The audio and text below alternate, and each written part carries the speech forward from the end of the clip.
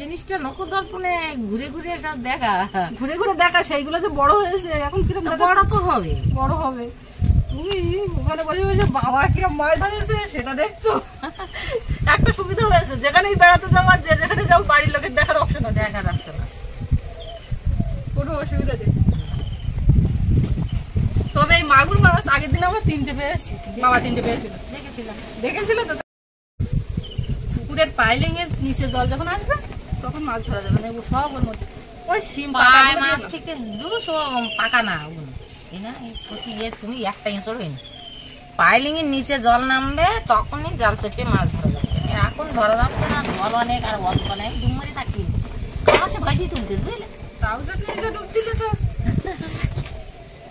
না। মাগুর মাছ শোল মাছ বাবা প্রত্যেক দিন যদি তুমি পুকুর মাছ ধরতে বলা লাগবে না, শুধু বলবে মাছটা ছেড়ে যায়, মাছ ধরবো না, মাছ দিলি খাবে না, না মাছ ধরবো না, এরকম প্রত্যেক দিন আসলে। এই পুকুরেও মাছ ধরেছে, একদিন তেলাপিয়া নিয়েছিল, তেলাপিয়া গুলো পেটে ডিম হয়েছে।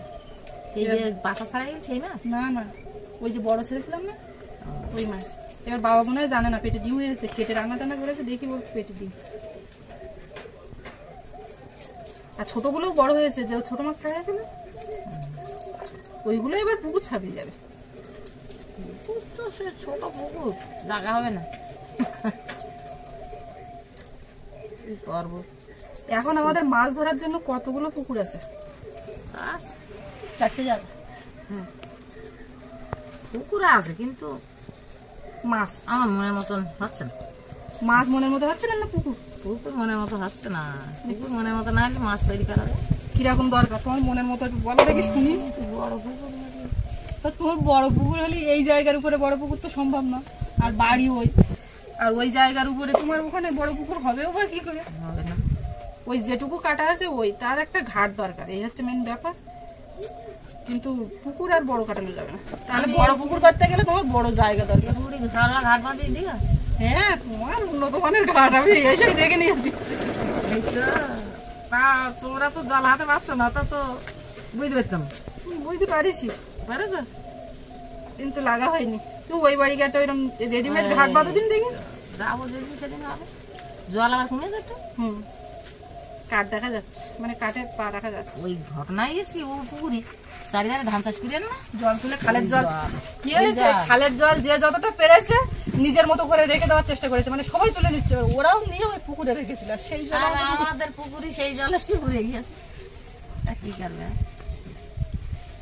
এটা তো হবে। অনেক মাছ কাটতেও সময় লাগবে। তুমি এটা ক্ষতি করেছো কিরম, এইগুলো তুলোস কেন? ও শুকিয়ে যাচ্ছে, শুকিয়ে যাচ্ছে তাই না, ক্ষতি করলে পুরোটাই এমন ভাবে বললে, তা আমি মনে করলাম কি ক্ষতি করলাম তার কোনো ঠিক নেই, আমি তো চমকে গেলাম। চমকি তো দিলাম, আমি মনে করছি এ বাড়ি ও বাড়ি, মানে কোথায় কি একটা করে ফেলেছি এরকম একটা ব্যাপার। এইখানে সেই রান্না করতাম তখন কি রোদ গরম, আর এখন ঠান্ডা হাওয়া, দাঁড়াও সেই গরম আসবে, সেই বৈশাখ মাস আসতে দিলে তার আগে এখানে ঘরটা করে নিতে পারলে ওই গরমটা আমার খেতে হবে না, বুঝলি না, গরম তার মধ্যেও কিছু একটা হাওয়া দেবে, কন্টিনিউ হাওয়াটা পাওয়া যায় যতই গরম পড়ে।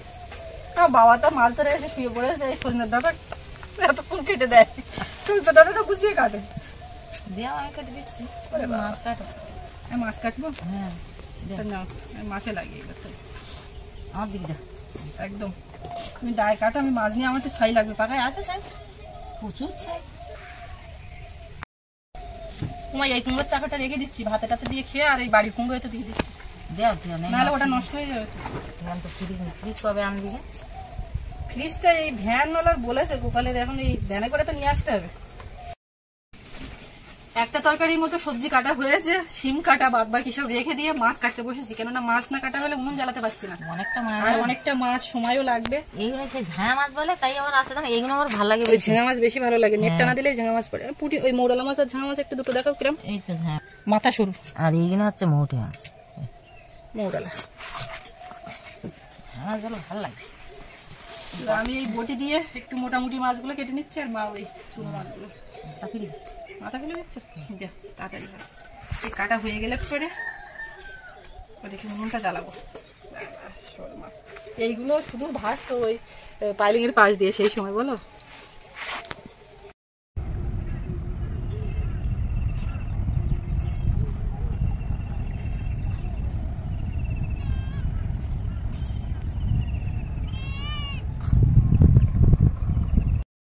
মোটামুটি কিছুটা গুছিয়ে নিয়েছি, নিয়ে এখন উনুন জ্বালিয়ে আর মাছটা সব ধোয়া, মাছে লবণ হলুদ মাখাবো, হলুদ লবণ।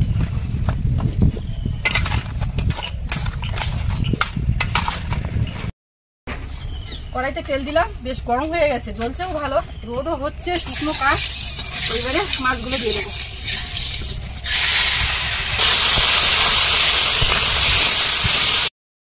চুনো মাছগুলোতেও একটু লবণ হলুদ মাখিয়ে নেবো। ওদিকে মাছ ভাজা হচ্ছে, সেই ফাঁকে একটু পেঁয়াজ রসুন টমেটো এগুলো কেটে নিই। উল্টো পাল্টা গোলাচ্ছে কিন্তু হাওয়া। আর এই চুনো মাছ দিয়ে হবে বিট ভাজা, বেশ ভালো লাগে, একদম কড়কড়ে করে মাছটাকে ভেজে বিটটা ভেজে নিয়ে রান্না করলে বেশ ভালো লাগে। মা গেছে ওই মাথার দিকে, কাঁচা লঙ্কা রাখা ছিল ওইখানে রান্না হচ্ছিল, সেইখান থেকে নিয়ে আসতে হবে। মাছগুলো ভালো করে ভেজে নিয়েছি, এখন উঠিয়ে দেবো। উল্টো পাল্টা হাওয়া দিচ্ছে, মা একদম বাইরে বেরিয়ে যাচ্ছে। চুনো মাছগুলো দিয়ে ভেজে নেবো।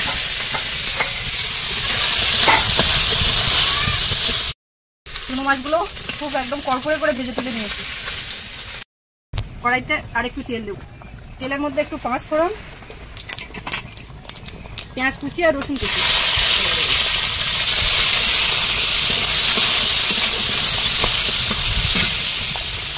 টমেটো দেবো,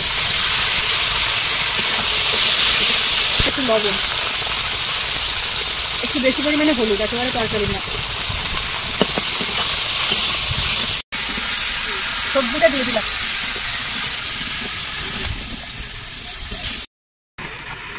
একটু আদা ঘষে নেবো, মুড়ের মধ্যে দেবো। কতটা দিচ্ছি? একটা কাটা হয়নি। এর মধ্যে এখন আদা দেবো আর কাঁচা লঙ্কা, ভালো করে একটু কষিয়ে নেবো। আদাটা তেলে দিইনি, এইভাবে শেষের দিকে দিলাম, বেশ ভালো হয়।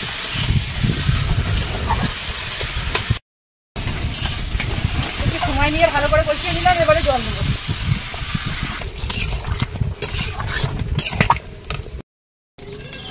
এপাশে কড়াই বসালাম, বসিয়ে তেল দিয়ে দিয়েছি। বিট ভাজাটা এবারে করবো, শুধু বিট না, এর সঙ্গে ওলকপি, শিম, আলু, এর মধ্যে পেঁয়াজ কুচি, রসুন কুচি আর কাঁচা লঙ্কা একবারে দিয়ে দিলাম। বিটটা দেবো,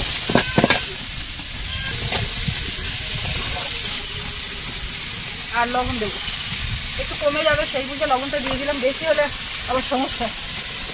বিট ভাজা একটু মিষ্টি মিষ্টি লাগবে। সব রকম সবজি আছে, কিন্তু বিট ভাজাটাকে গুরুত্ব দেওয়া হচ্ছে, বলা হচ্ছে বিট ভাজা। ওপাশ থেকে এপাশে এসে বসলাম, এদিক ওদিক পুরো গুলোগুলি পাচ্ছে, তো এই পাশ দিয়ে কাট দিলাম। এবারে তরকারিতে লবণটা দিয়ে দিচ্ছি স্বাদ মতো। এবারে ভাজা মাছগুলো দেবো।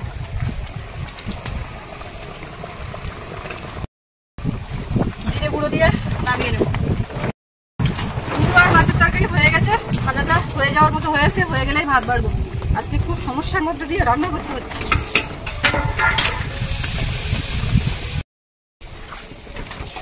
তোমার আজকে বারান্দায় বসার জায়গা করো। ভাজার মধ্যে একটু মাছ ভাজা দিয়েছি, আর অল্প একটু মাছ ভাজা শুধু খাওয়ার জন্য রেখেছি। তো ভাজাটা হয়ে গেছে, এবারে ভাতের হাঁড়ি নিয়ে বারান্দাতে উঠবো, ঘরের মধ্যেই খাওয়া দাওয়া হবে। সবাই বসে গেছে, আর ভাত তো বেড়ে দিলাম। সর্বপ্রথমে মাছ ভাজা, একেবারে বিট ভাজাটা দিয়ে দিয়ে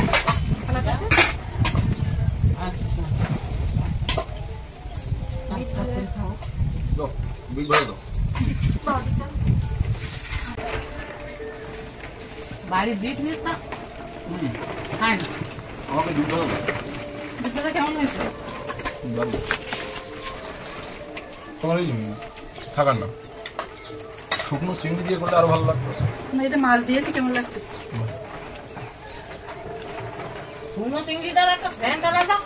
আর চুনো মজা ভালো, মজা ভালো। ওটা আরেকদিন করতে হবে, ঠিক এইরকম সব রকম তুলে। ওলকপি দিয়েছে, বুঝতে পারছো? ভালো লাগে। গরমের সময় এই ওলকপি, বিট এগুলো ভাজা দারুণ। তবে এই ভাজার সঙ্গে দরকার শুকনো চিংড়ি, বুঝলে তো?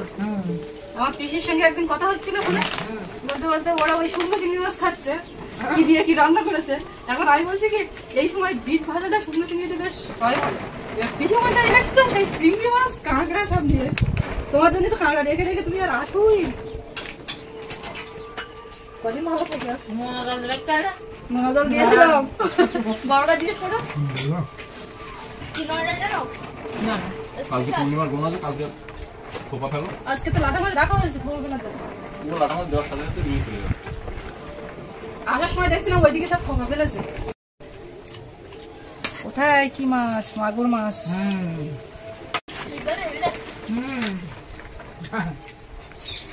বাবার মনে হয় ডিগলাটা ভালো লাগে। সব খেয়ে নিয়েছো? তার মানে ভালো লাগে বুঝতে দেবে? বিভেদা দিয়েছো, ওটা খেয়ে নিলাম। ওই কিছু বলতে পারবে না। খাইয়ে দিলে খাওয়া দেখে বুঝতে পারবে ভালো হয়েছে। আচ্ছা ঠিক আছে ঠিক আছে। মার মাগুর মাছ তো দিয়ে নিবো তাই। তোমার দিকে আমি রাগ করবো তো। বেছে বেছে দিচ্ছি, এই সবার এই মাছ বাছতে গিয়ে সন্ধ্যাটা ভেঙে যায়। যা মাছ হবে ছোট ছোট করে কুচি কুচি করে সবাই এক টুকরো করে খাবে। তাই ওই শোল মাছ হোক আর এই মাগুর মাছ হোক যা হোক, ওটাই তো নিয়ম। এই ভাত কাটা খাবো, ঠিক আছে? আদৌ না তোমার কি ও আরো তাড়াতাড়ি ভাত হবে। দিতে যা। ওরে বাবা রে, আজকে তো বিরাট ব্যাপার। তুমি কি কোনো তো গেছে চলে গেছো?